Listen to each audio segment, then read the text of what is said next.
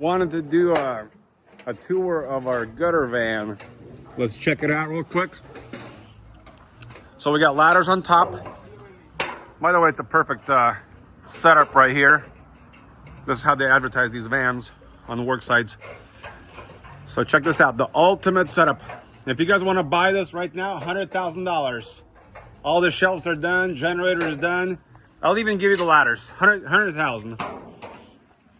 It's got a hitch for 7,500 pounds because it's a dually. So if you guys want to do a tax write-off, come get this. Maybe I don't want to sell it. I don't know. Kind of took a long time to build. We got the buttons right here.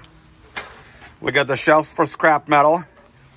A shelf for downspouts, elbows. This is a 5.6 combo, 2024. So brand new. We just went through our testing phase. This van has extra lighting.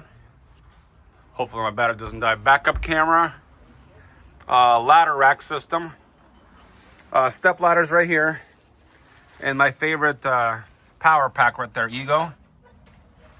So if I turn my machine on, I can run my machine for 6 hours. 7 hours. All right, so on the side, this is how it looks here.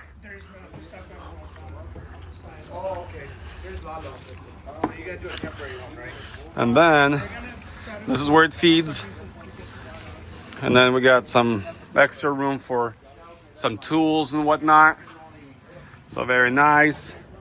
Got a door separating this. And navigation.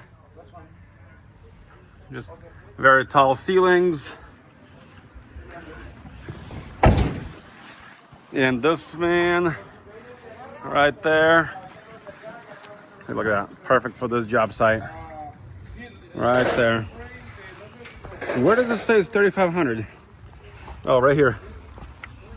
It says it's a Sprinter. And I think on this side, it says 3,500 right there. So there you have it. I think one of the best setups. We were getting about 15 miles per gallon, I think. About 14, 15 on the highway. About 70 miles per hour with a ladder rack. I think it's got a high wind resistance. Anyway, enough with the van. Let's finish this job. All right, so there's a Sprinter.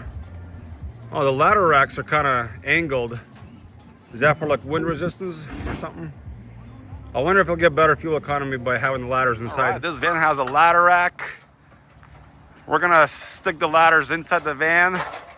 We're gonna see how it functions driving without ladders.